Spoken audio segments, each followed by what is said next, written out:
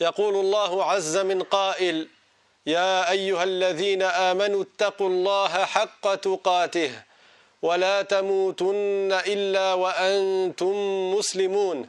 Mes frères de foi, je vous recommande ainsi qu'à moi-même de faire preuve de piété à l'égard d'Allah et de le craindre. Comme Allah dit dans le Coran, dans le sens « Ô vous les croyants, faites preuve de piété comme il le faut et surtout ne mourrez qu'en étant musulmans. » وَأُوصِيكُمْ بِوَصِيَّةِ رَسُولِ اللَّهِ صَلَّى اللَّهُ عَلَيْهِ وَسَلَّمَ الَّذِي أَوْصَى بِهَا صَاحِبَهُ أَبَا ذَرٍّ الْغِفَارِيِّ.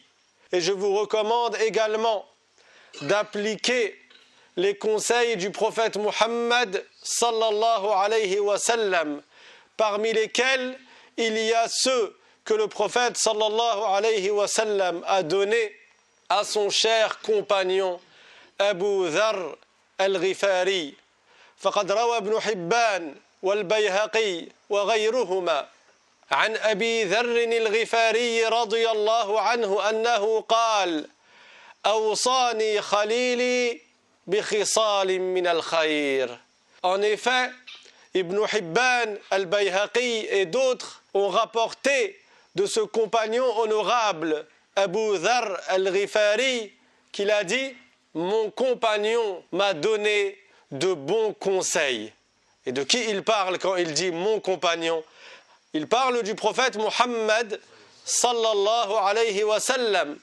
فقال أوصاني خليلي بخصال من الخير أوصاني بحب المساكين والدنو منهم. Premièrement, le messager d'Allah sallallahu alayhi wa sallam lui a donné comme conseil d'aimer les miskines, d'aimer les msakin, les pauvres, les miséreux, ceux qui sont modestes, qui ont peu, et de se rapprocher d'eux. قال أوصاني بحب المساكين والدنو منهم. Premièrement, tu aimes ceux qui sont pauvres et qui ont peu, et deuxièmement, tu leur tiens compagnie, tu te rapproches d'eux. هكذا كان رسول الله صلى الله عليه وسلم كان يحب المساكين وكان يسأل عنهم. Et c'est ainsi qu'était le prophète sallallahu alayhi wa sallam. Il aimait les pauvres parmi ses frères croyants et il se rapprochait d'eux et il demandait après eux. كان رسول الله صلى الله عليه وسلم إذا مضت مدة ولم ير أحد صحابته يتفقده ويسأل عنه. S'il passait une période sans que le prophète sallallahu alayhi wa sallam ne voit un de ses compagnons, il allait demander après lui, même si c'était un compagnon qui n'était pas connu, qui n'avait pas un haut statut social. An-Nabi sallallahu alayhi wa sallam marratan sa'ala an ahadi as-sahabati alladhi kana miskinan faqiran wa ghariban. Un jour, le prophète a demandé au sujet d'un homme croyant qui était pauvre et qui était un étranger. Il ne faisait même pas partie de ses proches, de ceux qu'il côtoyait régulièrement. C'était un étranger. فَقِيلَ لَهُ إِنَّهُ مَاتْ وَقَدْ دُفِنَ. Alors on lui a dit, ô messager d'Allah, il est décédé et on l'a même enterré. فَسَأَلَ عَنْ قَبْرِهِ وَهُوَ رَجُلٌ غَرِيبٌ. C'est quelqu'un d'inconnu, c'est quelqu'un qui est étranger. Le prophète sallallahu alayhi wa sallam a demandé où est sa tombe. فدل على قبره فذهب إلى قبره فصلى عليه. Alors on lui a indiqué sa tombe et il est parti jusqu'à sa tombe et il a fait la prière pour lui parce que c'était un croyant, même s'il était inconnu, même s'il était étranger, même s'il était pauvre. كذلك قال عليه الصلاة والسلام فيما روى عنه أبو ذر الغفاري قائلا وأوصاني أن أنظر إلى من هو دوني ولا أنظر إلى من هو فوقي. Deuxième conseil que l'on doit observer. Observer, ça veut dire appliquer, surtout à notre époque. À l'heure Et à l'époque de Instagram, TikTok, Facebook, les réseaux sociaux, là où tout le monde montre et expose ses richesses, ses vacances, surtout que l'été approche. Regardez ce que j'ai mangé, regardez où je suis, regardez la plage dans laquelle je vais nager. Le prophète sallallahu alayhi wa sallam, quel conseil a-t-il donné? An anzura ila man huwa duni, que je regarde ceux qui ont moins que moi dans la dunya. Wala anzura ila man huwa fawqi, et que je ne regarde pas ceux qui ont plus que moi, c'est-à-dire dans la dunya. Si tu veux regarder ceux qui ont plus que toi, regarde dans la religion ceux qui font plus de prières que toi. Regarde dans la religion ceux qui vont plus à la mosquée que toi, ceux qui restent plus à la mosquée que toi, ceux qui jeûnent plus que toi, ceux qui font plus l'aumône que toi, ceux qui craignent plus Allah que toi. Mais ne regarde pas en scrollant ton téléphone à longueur de journée et de nuit, le matin au réveil, le soir avant de dormir. Oh, qu'est-ce qu'il a mangé? Où est-ce qu'il a voyagé? Regardez le bateau, la voiture, le ceci, le cela. Regarde ceux qui ont moins. Limadha hatta la tazdari'a ni'matallahi alayk. Pour pas que tu négliges, pour pas que tu dénigres et pour pas que tu minimises les bienfaits qu'Allah t'a accordés. إذا نظرت إلى من هو فوقك ستصير تركض خلف الدنيا لا تبالي اكتسبت المال من الحرام أم من الحلال. لماذا؟ لأنك تريد مثله. Si tu regardes ceux qui ont plus que toi, tu vas te mettre à courir. Courir pourquoi? Courir pour avoir comme lui. Et tu ne prêteras plus attention. Est-ce que l'argent, je l'obtiens du halal ou du haram? Parce que tu veux gagner vite de l'argent pour avoir comme eux. Pourquoi? Parce que tu n'as pas regardé ceux qui ont moins que toi. Tu as regardé ceux qui ont plus que toi. Tu as regardé ceux qui ont beaucoup d'argent et tu veux comme eux. À la fin, tu cherches l'argent même si c'est par le haram. Wal'iyadhu billahi ta'ala. Amma alladhi yanzuru ila man huwa dunah. Quant à celui qui regarde les pauvres, ceux qui ont moins que lui. Hadha يشكر الله تعالى على ما أنعم عليه ويكون ذلك عونا له على القناعة وعلى أن يرحم الفقراء وعلى أن يتصدق إلى من هو أفقر منه وإن كان هو فقيرا. Mais si tu regardes ceux qui ont moins que toi, là tu vas dire Alhamdulillah, Ash-shukru lillah, tu vas remercier Allah pour ce qu'il t'a donné, même si ce n'est pas beaucoup.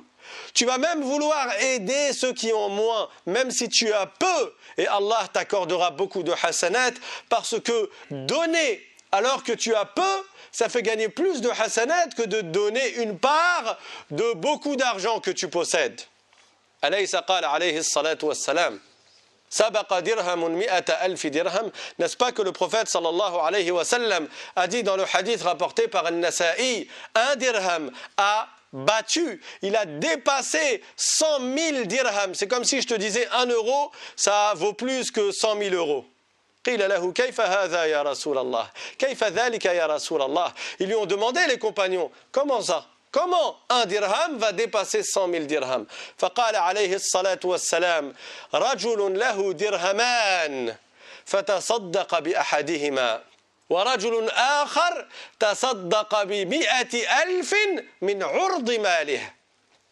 D'un côté, il y a une personne qui ne possède que 2 dirhams et qui donne en aumône la moitié de ce qu'il possède. Un dirham, certes, mais la moitié de ce qu'il possède. Quant à l'autre, il a donné 100 000 dirhams, mais il possède beaucoup plus. فما تصدق به هذا الثاني هو قليل من كثير. Ce deuxième, il a donné une infime partie de sa richesse. فالأول أجره أكبر وأعظم. Alors le premier, il a plus des récompenses لأنه كسر نفسه أكثر, parce qu'il a combattu ses passions, il a cassé sa nafs encore plus. Donc, regardons ceux qui ont moins. Regardons ceux qui ne mangent pas, ceux qui sont pauvres, et ne passons pas notre temps à regarder ceux qui ont plus, parce que ça va nous mener à nous plaindre et à dire « Oh, j'ai pas assez, oh ceci, oh cela », alors que certains, ils sont extrêmement pauvres et ils disent « Alhamdulillah », tu les vois avec le sourire. Ce qui compte, ce n'est pas vraiment les richesses que tu as dans ta main, mais c'est la richesse que tu as dans le cœur, et ça s'appelle « al-qana'a », le fait de se suffire de ce que tu as. C'est ça la vraie richesse. Parce que si tu veux ce que tu n'as pas, même quand tu auras ce que tu n'avais pas, tu voudras encore ce que tu n'as pas. Et tu ne seras jamais satisfait. Et donc tu seras toujours pauvre en réalité, même si tu as des millions.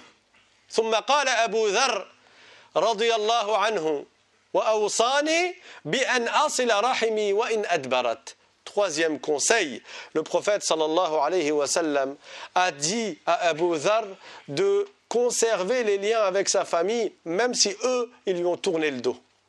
النبي صلى الله عليه وسلم قال ليس الواصل بالمكافئ ولكن الواصل من وصل رحمه إذا قطعت.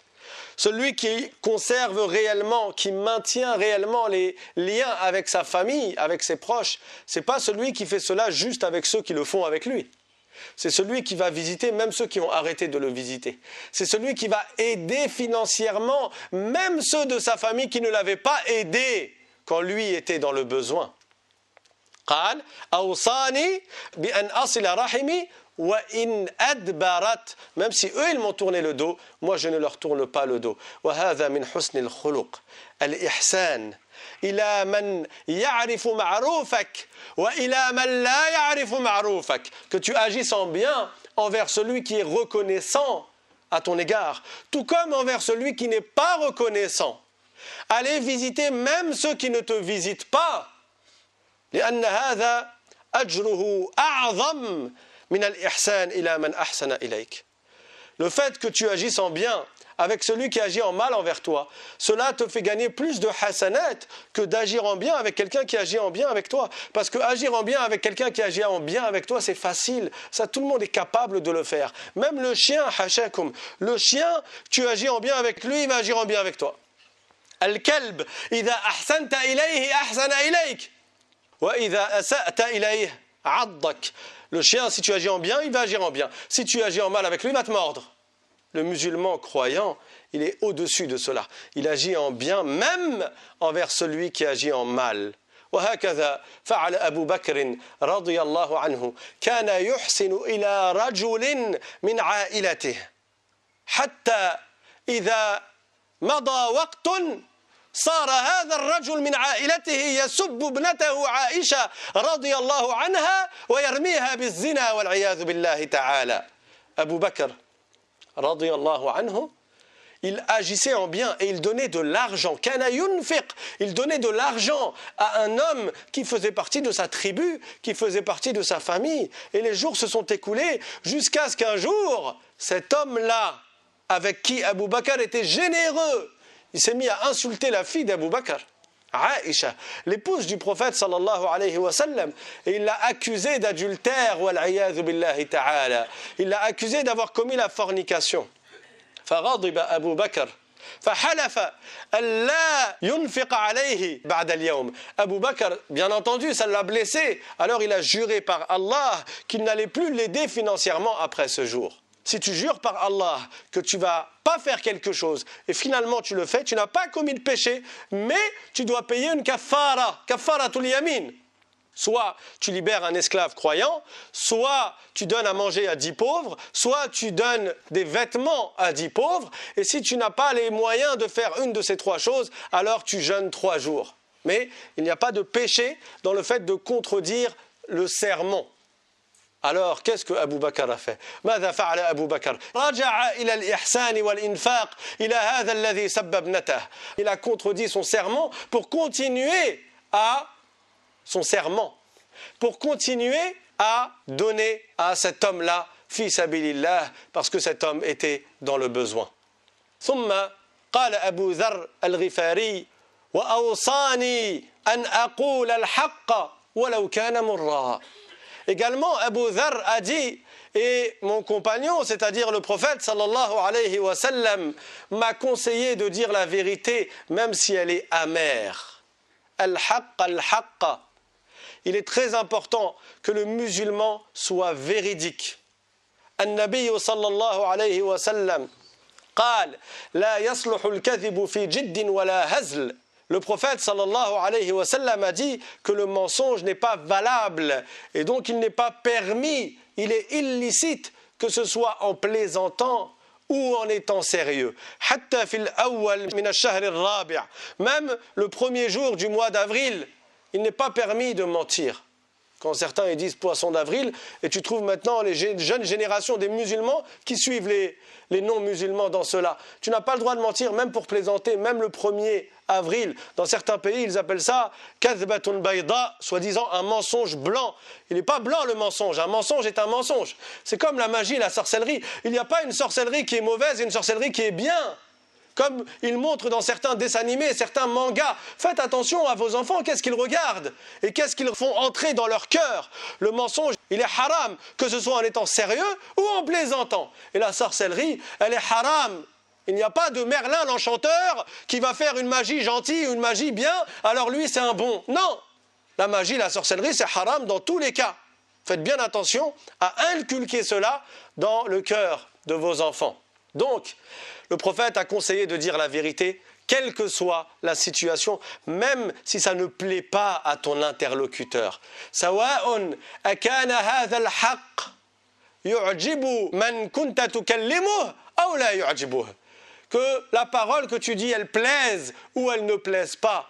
Toi, tu restes avec la vérité. Kama qala Umar ibn al-Khattab radiyallahu anhu, ma taraka al-haqq sahiban li Umar. Omar a dit, radiyallahu anhu, la vérité n'a pas laissé d'amis à Omar. C'est-à-dire, moi, mon ami, c'est la vérité, je reste avec elle, que ça plaise ou que ça ne plaise pas. Moi, ce que je dis, c'est la vérité et je reste avec la vérité et je ne fais pas preuve de duplicité. Je ne passe pas la pommade à ceux qui n'aiment pas l'islam jusqu'à mentir au sujet de l'islam, comme certains prêcheurs, prédicateurs du mensonge font. Je ne vais pas rendre licite le fait de dévoiler sa zone de pudeur, parce que ça plaît à ceux qui détestent l'islam, comme le font certains faux prédicateurs. On reste avec la vérité, que ça plaise ou que ça ne plaise pas. Pourquoi? Parce que ce que l'on recherche, nous, c'est l'agrément d'Allah. Ce n'est pas l'agrément des gens, ce n'est pas l'éloge des gens, et ce n'est pas d'avoir une place, une chaise ou de l'argent. ثم قال أبو ذر الغفاري رضي الله عنه وأن أكثر من قول لا حول ولا قوة إلا بالله. Et le dernier conseil dans ce hadith que Abu Dharr a rapporté du prophète sallallahu alayhi wa sallam, c'est qu'il lui a dit de multiplier la parole la hawla wa la quwwata illa billah. لأنها كما قال عليه الصلاة والسلام كنز تحت العرش. Le prophète sallallahu alayhi wa sallam a dit que celui qui récite la parole la hawla wa la quwwata illa billah, c'est un trésor qui est réservé pour lui en dessous du trône, un trésor de récompense qui est placé, qui t'attend sous le trône. Pourquoi? Parce que tu as dit لا حول ولا قوة إلا بالله وفوق ذلك هذه الكلمة تنفع ل90 داء كما قال عليه الصلاة والسلام فيما رواه البيهقي تنفع ل90 داء أقلها الهم. Cette parole, elle est bénéfique même dans ce bas monde pour toi. Elle est bénéfique contre 90 maux, M-A-U-X, contre 90 douleurs. Le plus faible de ces maux, le plus faible mal parmi ces maux, c'est les tourments. Al-Ham, celui qui est tourmenté, qu'il récite beaucoup la parole La hawla wa la quwwata illa billah, fa inna ma'al usri yusra, inna ma'al usri yusra. Après la difficulté, après la douleur, après les tourments, après la tristesse, après la mélancolie, après la dépression, Inch'Allah, tu auras la délivrance. Mais récite cette parole des centaines de fois par jour. Wa tanfa'u aydan liman kana yusabu بالوسوسة الشديدة حتى إذا اقترب من الجنون. Même celui qui est atteint du waswas, le waswasa, qui est très très forte, au point que ça le perturbe, au point qu'il est proche de la folie, s'il récite beaucoup la parole La hawla wa la quwwata illa billah, Inch'Allah, il n'y a aucun doute. Comme le prophète l'a dit, alayhi salatu wassalam, ça sera bénéfique pour lui et ça lui sera profitable. Et Inch'Allah, il trouvera la délivrance. Hadha wa astaghfirullah li wa lakum fa ya fawz al-mustaghfirin. Alhamdulillahi rabbil alamin wa sallallahu wa sallam ala rasulillah wa ala alihi wa sahbihi wa man walah. أما بعد عباد الله فإني أوصي نفسي وإياكم بتقوى الله العلي العظيم واعلموا أن كلمة لا حول ولا قوة إلا بالله هي كلمة من كلمات التوحيد. لأن معناها كما قال عليه الصلاة والسلام لا حول عن معصية الله إلا بعصمة الله ولا قوة على طاعة الله إلا بعون الله. Cette parole, la hawla wa la quwwata illa billah, sachez mes frères de foi que c'est une grande parole de tawhid qui nous enseigne l'unicité de Dieu. Parce qu'elle signifie, comme l'a expliqué le prophète Mohammed sallallahu alayhi wa sallam à son compagnon Abu Musa al-Ash'ari, cette parole signifie donc que personne n'est capable d'éviter le haram si ce n'est par la préservation d'Allah. Et que personne n'est capable d'accomplir une bonne action si ce n'est par l'aide d'Allah. En d'autres termes, c'est qadarullah. Tout a lieu par la prédestination d'Allah. Si tu arrives à éviter un péché, ne prends pas la grosse tête, ne te sens pas supérieur aux autres. Remercie Allah. C'est Allah qui t'a donné la force d'éviter le haram. Et si tu arrives à faire une bonne action comme une aumône ou comme tous les conseils que le prophète a donnés dans le hadith que j'ai cité, le fait de te rapprocher des pauvres, le fait de faire preuve d'humilité, de modestie, de donner de l'argent aux pauvres, de réciter beaucoup la parole la hawla wa la quwwata illa billah, de garder les liens avec ta famille, de dire toujours la vérité.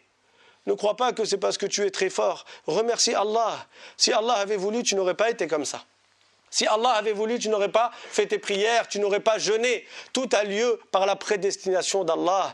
Ma sha'Allahu kan wa ma lam yasha' lam yakun. Le prophète sallallahu alayhi wa sallam a dit ce que Allah veut est et ce qu'il ne veut pas n'est pas. Ce qu'Allah a voulu, l'entrée en existence entrera en existence. Et ce dont Allah n'a pas voulu l'entrée en existence n'entrera jamais en existence. فَلْنَكُنْ مِنَ الْمُتَوَاضِعِينَ وَلَا يَأْخُذْنَا الْعُجْبُ. Alors que l'on soit humble, que l'on soit modeste et que l'on ne soit pas pris par l'infatuation qui consiste à considérer les bonnes actions que nous faisons comme provenant de nous en oubliant que c'est par la grâce d'Allah qu'on a réussi à les faire. La hawla wa la quwwata illa billah. Quand on récite cette parole, on pense à son sens. C'est Allah qui m'a donné la force de faire le bien. Alors je le remercie. C'est Allah qui m'a donné le courage et la force d'éviter le haram. Alors je le remercie. Et je dis, la hawla wa la quwwata illa billah. واعلموا عباد الله أن الله أمركم بأمر عظيم أمركم بالصلاة والسلام على نبيه الكريم فقال في القرآن الكريم إن الله وملائكته يصلون على النبي يا أيها الذين آمنوا صلوا عليه وسلموا تسليما اللهم صل على سيدنا محمد وعلى آل سيدنا محمد كما صليت على سيدنا إبراهيم وعلى آل سيدنا إبراهيم وبارك على سيدنا محمد وعلى آل سيدنا محمد كما باركت على سيدنا إبراهيم وعلى آل سيدنا إبراهيم في العالمين إنك حميد مجيد اللهم إنا دعوناك فاستجب لنا دعاءنا فاغفر اللهم لنا ذنوبنا وإسرافنا في أمرنا وكفر عنا سيئاتنا وتوفنا وأنت راض عنا يا رب العالمين اللهم أحينا مساكين أي متواضعين وأمتنا مساكين واحشرنا في زمرة المساكين تحت لواء سيد المرسلين محمد صلى الله عليه وسلم اللهم أدخلنا الجنة بسلام اللهم أجرنا من النار اللهم قربنا من الفقراء يا رب العالمين اللهم اجعل في قلوبنا حب الفقراء والمساكين اللهم اجعلنا من الذين يذكرونك ويكثرون ذكرك يا رب العالمين اللهم تب علينا وسامحنا وعافنا واعف عنا في الدنيا والآخرة اللهم اغفر للمؤمنين والمؤمنات الأحياء منهم والأموات ربنا آتنا في الدنيا حسنة وفي الآخرة حسنة وقنا عذاب النار ربنا لا تزغ قلوبنا بعد إذ هديتنا وهب لنا من لدنك رحمة إنك أنت الوهاب عباد الله إن الله يأمر بالعدل والإحسان وإيتاء ذي القربى وينهى عن الفحشاء والمنكر والبغي يعظكم لعلكم تذكرون اذكروا الله يثبكم واتقوه يجعل لكم من أمركم مخرجا وأقم الصلاة